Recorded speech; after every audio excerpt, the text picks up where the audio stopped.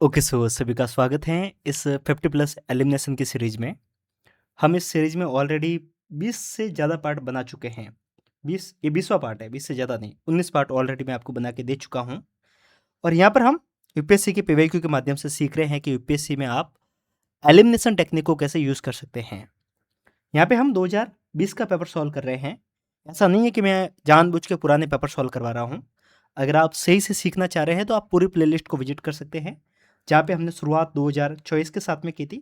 फिर हमने 23 का किया था, 23 का नहीं किया, 23 का भी बाकी है। फिर 22 का, फिर 21 का और अभी 20 का पेपर हम सॉल्व कर रहे हैं।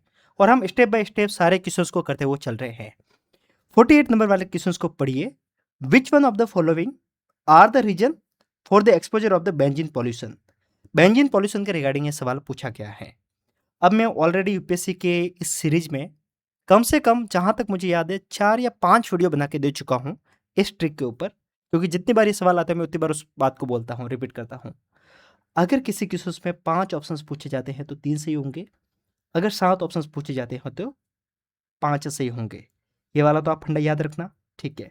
और दूसरा फंडा जो कि हमने इससे लास्ट वाले वीडियो में, लाइक जो 19वां पार्ट था, वहाँ पे मैंने आपको बताया था कि अगर यूपीएससी ने कोई सवाल पूछा है जहाँ पे 2 ऑप्शंस है और दोनों ऑप्शंस कहीं न कहीं एक दूसरे के साथ में रिलेटेड है, यानी कि दोनों कहीं न कहीं एक दूसरे के साथ में इंटरलिंक की बात कर रहे हैं, कहीं न कहीं एक दूसरे के साथ में हल्का-फुल्का भी जुड़ा महसूस होता है, तो याद रखना दोनों में से कोई एक स्टेटमेंट सही होगा, दोनों स्टेटमेंट सही नहीं होंगे।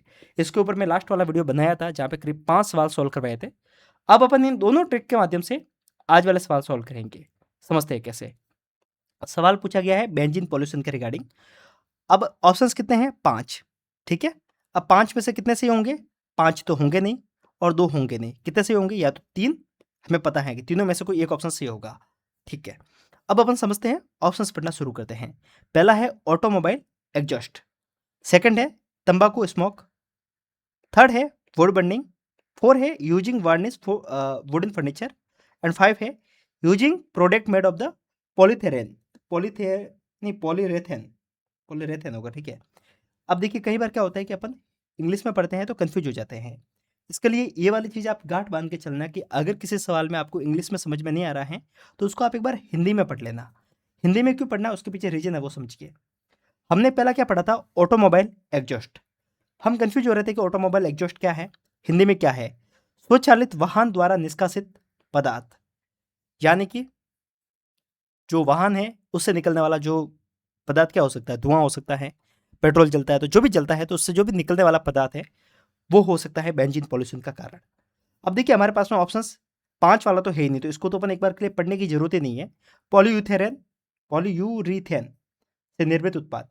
वैसे क्या होगा कि जिन लोगों को ट्रिक नहीं पता है, जिन लोगों को ये लॉजिक नहीं पता है, वो क्या करेंगे, जैसे इसको पढ़ेंगे ना पॉलीयूरीथेरेन द्वारा निर्मित उत्पाद के बारे में, तो उनको लगेगा यार ये तो थोड़ा बहुत पॉलीथिन के जैसा सुनाई दे रहा है, तो ये तो पक्का ही होगा, और वो सोच के वो डी के साथ में जाएगा, पर अपन को वैसी गलती करनी नहीं है। तो ये तो हमारा क्या, अब हमारे पास में क्या बचा है वो समझते हैं। एक दोनों में कॉमन है, 3 और 4, 2 और 3, तो हमारे पास में अलग क्या है? अलग है 2 और 4, 3 दोनों में है।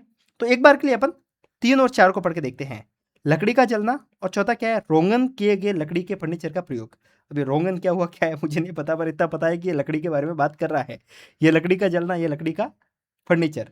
अब मैंने आपको पहले क्या बताया था कि अगर किसी सवाल में यूपीएससी सवाल पूछ रहा है और दोनों स्टेटमेंट में दोनों ऑप्शंस कहीं ना कहीं एक दूसरे के साथ में लिंक है, तो दोनों के दोनों सही ना होकर दोनों में से सिर्फ एक स्टेटमेंट सही होगा। तो 3 और 4 में से सिर्फ एक सही होगा, तो कहीं ना कहीं हमें समझ में आता है कि सी वाला ऑप्शन किसी भी सूरत में नहीं हो सकता और अपन ए वाले के साथ में जा सकते थे।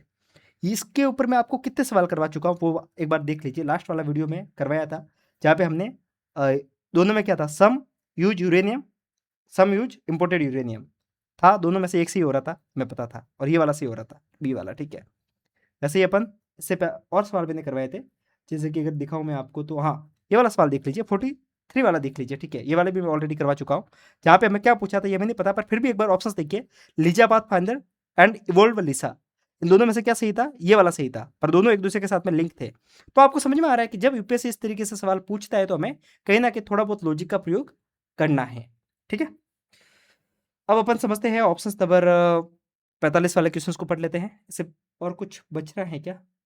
बच तो नहीं रहा है। ये वाला जो सवाल है यहाँ पे तो प्रॉपर नॉलेज लगेगा, बिना नॉलेज के इसको सॉल्व कर नहीं सकते, तो इसको अपन एलिमिनेशन तो कम से कम नहीं मान सकते, ठीक है। देखिए एक और बात, ठीक है, काफ़ी लोग सोचते हैं कि भाई एलिमिनेशन से मैं पूरा पेपर सॉल्व करवा रहा हूँ। नहीं, हमारे पास में 100 सवाल होंगे ना, 100 में से करीब 25 से 30 सवाल ऐसे होते हैं जहाँ पे एलिमिनेशन लगता है। सब जगह नहीं लगता है, इसको अभी आप ध्यान में रखना, ठीक है? इसके कारण से मैं वो सवाल करवा रहा हूँ जहाँ पे लग रहा है। जैसे कि सवाल किसके रिगार्डिंग पूछा गया है? सवाल पूछा गया है निमोकोकल निमोकोकल सियुंगमी वैक्सीन के बारे में। निमोकोकल कंजुगेट वैक्सीन के बारे में सवाल पूछा गया है। अब मुझे नहीं पता ये क्या है, कुछ नहीं पता है, ठीक है? दिमाग खराब करने वाला ऑप्शन है, ठीक है? नाम भी पहली बार पढ़ रहे हैं, आप भी पहली बार पढ़ रहे होंगे, मैंने भी पहली बार पढ़ा है। कुछ लोग तो साइंस एंड टेक की क्लासेस लेंगे, वहाँ पढ़े होंगे, तो अपन इतने इंटेलिजेंट है नहीं। अपन यूज़ करेंगे लॉजिक का, क्योंकि हमारे पास में भगवान ने दी है बुद्धि, और बुद्धि का प्रयोग करते हैं तो हमें ऑप्शंस देखने को मिलता है। Option number 3, these vaccine have no side effect and cause no allergetic allergic. ठीक है, क्या पढ़ रहा हूँ मैं, ठीक है, होता है कई बार वीडियो बनाते बनाते, ठीक है, फिर से पढ़ लेते हैं। This vaccine have no side effect and cause no allergic reaction. अब आप ये देखिए कहना क्या चाह रहा है ऑप्शंस। ऑप्शंस ये कह रहा है कि ये जो वैक्सीन है, मुझे नहीं पता ये वैक्सीन क्या है, पर ये कह रहा है कि इस वैक्सीन को लगाने के बाद में इसका कोई भी साइड इफेक्ट नहीं है, ना इसका कोई एलर्जिक रिएक्शन होगा। अब आप ये बताइए ये वैक्सीन किसकी बनी हुई है, मुझे नहीं पता, पर वैक्सीन का काम ही ये होता है कि जैसे ही वो बॉडी में जाएगा तो कुछ ना कुछ तो वो रिएक्शन देगा, तभी आपकी बॉडी पे वैक्सीन असर करेगी ना। बुद्धि लगानी है तो कोविड वाली लगाओ। जब कोविड में आपको टीका लगा था तो बुखार आया था कि नहीं आया था, एलर्जी हुई थी कि नहीं हुई थी, जहाँ पे लगा था वहाँ पे 2-3 दिन के लिए दर्द हुआ था ना, एकदम सिर भारी हो गया था ना। तो दुनिया की कोई भी वैक्सीन हो, पोलियो भी क्यों ना हो, कोई भी वैक्सीन दुनिया की, ठीक है, जब भी लगेगी तो हल्का सा रिएक्शन तो होगा ही। और यहाँ पे क्या कह रहा है, there is no side effect. दुनिया में ऐसी कोई है एलोपैथी की दवाई जिसका कोई साइड इफेक्ट नहीं है? एलोपैथी की कोई भी चीज़ बनेगी तो उसका साइड इफेक्ट तो होगा ही होगा। तो उस बेस पे 3 वाले को तो काटो। 3 गया, हमारे पास बचा 1 और 2।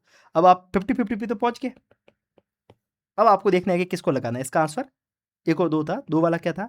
Dependence on the antibiotic that are not effective against the drugs resistant bacteria can be reduce. ये जनरलाइज स्टेटमेंट है, हिंदी में भी पढ़ेंगे तो क्या है, उन प्रतिजैविकों पर निर्भरता कम की जा सकती है जो औसत प्रतिरोधी जीवाणुओं के विरुद्ध प्रभावित नहीं है। तो क्या कह रहा है, विरुद्ध प्रभावित नहीं है, की जा सकती है, मतलब की जा सकती है। क्या ये एक्सट्रीम स्टेटमेंट है? किया जा सकता है, जनरलाइज स्टेटमेंट है, तो इसके आधार पे आप बी के साथ में जा सकते थे, ठीक है। अब आप ये देखिए, मैं आपको ऑलरेडी इसके अंदर 19 वीडियो बना के दे चुका हूँ, ये इसका 20वां वीडियो है।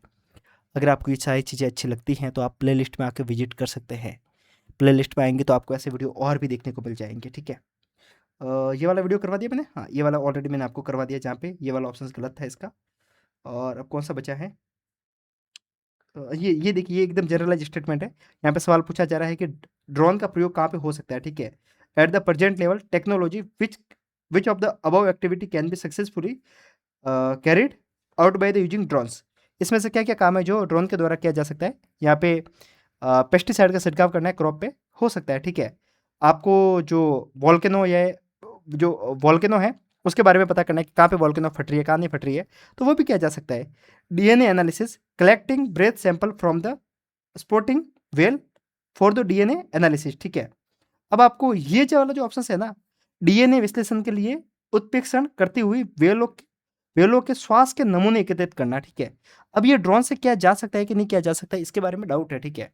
अब ऐसा यूपीएससी पहली बार नहीं, यूपीएससी ने 2024 में भी ऐसा एक सवाल पूछा था, ड्रग्स के रिगार्डिंग सवाल पूछा था सैटेलाइट के रिगार्डिंग, कि सैटेलाइट का प्रयोग कहाँ पे किया जा सकता है, ठीक है।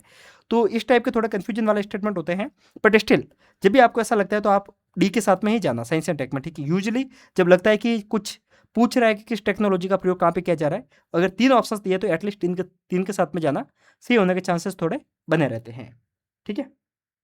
ठीक है, अब आपको एक और चीज़ समझाता हूँ। ऑप्शन नंबर 38, क्वेश्चन नंबर 38, जो मैं आपको ऑलरेडी बता चुका हूँ, और इस ट्रिक पे इस पेपर में लगभग 2020 में सबसे ज़्यादा सवाल आए थे, ठीक है।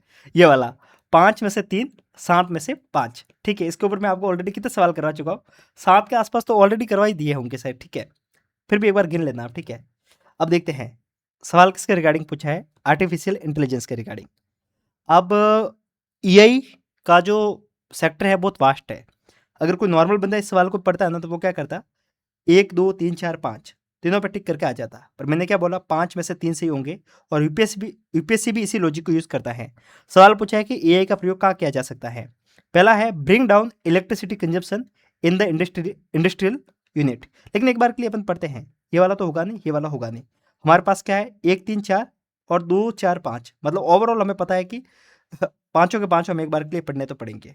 अब यहाँ पे है ना ऑप्शन नंबर 5 को पढ़िए, wireless transmission of the electrical energy, यानी कि बिना किसी वायर के इलेक्ट्रिसिटी को एक जगह से दूसरी जगह पे भेजना है, इसके लिए कि एआई काम कर सकता है। देखिए जहां तक अभी तक एआई के बारे में हमें नॉलेज है, एआई कम से कम ऐसा तो नहीं कर सकता। वैसे एक साइंस एंड टेक की एक तुक्का बोला जाता है कि जब भी कोई ऐसी टेक्नोलॉजी हो जो फ्यूचर में बहुत ज़्यादा प्रभावी हो सकती है, ठीक है, तो उसको लेकर हर एक चीज़ पे यस मार देना। लेकिन क्वेश्चंस को सही से पढ़ना है। यहाँ पे क्या लिखा है, विद द प्रेजेंट स्टेट, यानी कि प्रेजेंट में जो स्टेट है उसके आधार पे बताइए, मतलब अभी तक जो टेक्नोलॉजी कर रही है उसके आधार पे बताना है, ठीक है, फ्यूचर का नहीं सोचना है। और इसके बेस पे समझेंगे तो क्या है कि वायरलेसली इलेक्ट्रिसिटी को एक जगह से दूसरी जगह पे भेज पाना थोड़ा तो पॉसिबल नहीं है। तो इस आधार पे देखेंगे तो 5 वाला ऑप्शन तो पहले झटके ही जाएगा, ठीक है। यहाँ से अगर 5 वाला काटना है तो 5 वाला तो जाएगा ही जाएगा, ठीक है। और 1 2 3 तक पहुँच सकते थे अपन। तो देखिए बहुत सारे तरीके होते हैं किसी भी क्वेश्चंस को सॉल्व करने के, मैंने आपको ऑलरेडी बता दिए। अभी एक वीडियो शायद और आएगा, 1 या 2 वीडियो, 1 वीडियो और लाऊँगा मैं, जहाँ पे अपन काम करेंगे हिस्ट्री के सारे सवाल सॉल्व कर लेंगे। हिस्ट्री में एलिमिनेशन टेक्निक तो लगेगा नहीं, बट एक बार के लिए रिवीजन आपका हो जाएगा, ठीक है। तो उसको अपन एलिमिनेशन का नाम रखेंगे, तो आप समझ जाएंगे कि उसमें मैं सिर्फ सॉल्व करवा रहा हूँ क्वेश्चंस को, ठीक है। बाकी मिलते हैं, तब तक के लिए नमस्कार, जय हिंद।